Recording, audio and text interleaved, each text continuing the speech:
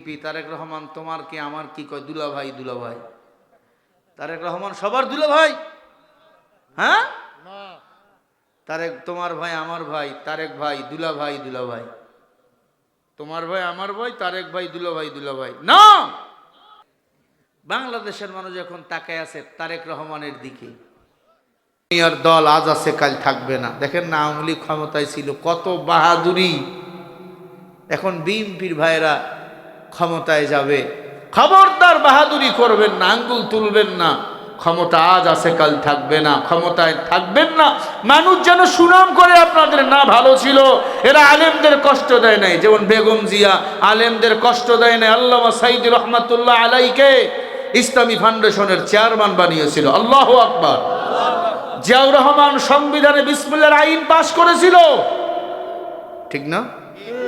এমন কোনো কাজ করবেন না মানুষ দেখে হাসে। দেখলাম সমাবেশে তারেক রহমানের ছবির সামনে মিছিল দিতেছে, তোমার দল আমার দল, বিএনপি। তারেক রহমান তোমার কি আমার কি কয় দুলা ভাই।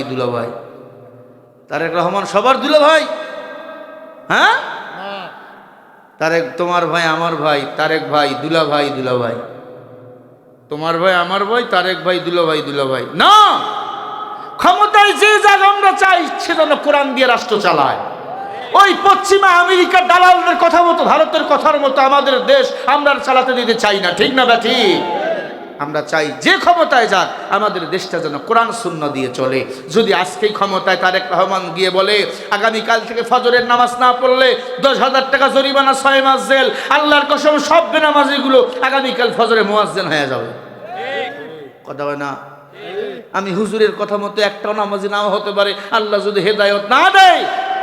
কিন্তু একজন কোরআনওয়ালা যদি পার্লামেন্টে গিয়া বলে নামাজ যদি না পড়ো, রোজা যদি না পড়ো 6 মাস জেল, সেহেরি না সাহারি না খাইলেও রোজা রাখবে, ঠিক না? মুয়াজ্জিনের খাতায় আগে নাম দিবে, গিয়া বলবে তুমি আমার নাম লেখো, চাবিটা আমারে দাও, আমি আজান দেব। কথা বল না কে? আল্লাহ হেদায়েত দান করেন। এজন্য কোরআনের জীবন ব্যবস্থা, শাসন ব্যবস্থা, কোরআনী আইন আমগো দেশে দরকার। আমার দেশে আমার বোন ধর্ষিত হবে কেন? আমার ভাই হাদিকে গুলি করবে কেন? এমন একটা আইন করা হোক, কেউ কাউকে মারলে কোরআনের জীবন ব্যবস্থা, ইসলামের মতো জীবন ব্যবস্থা চালু করা হোক, তাকেও আমরা হত্যা করে ফেলবো। খোদার কসম, আজকে যদি কেউ কাউকে মারে আর যদি এমন একটা আইন করা হয়, তো হত্যাকারীকে যদি বাইতুল মুকাররমের সামনে ফাঁসি রশিতে ঝুলে হত্যা করা হয়, আর সমস্ত টেলিভিশনে যদি লাইভ টেলিকাস্ট করে দেখানো হয়, আর কোনো বেঈমানের বাচ্চা নাই, মুসলমানের বাচ্চা নাই, ইহুদির বাচ্চা নাই, আর কাউকে হত্যা করার সাহস কখনো দেখাবে না, ঠিক না ব্যাঠি? কিন্তু এটা তো নাই। আমরা এখন আছি সবাই তাল বাহানায়, আমরা আছি আমাদের আখের গোসাতে। আল্লাহ যেন আগামীর বাংলাদেশ কোরআনের বাংলাদেশ হিসাবে কবুল করে।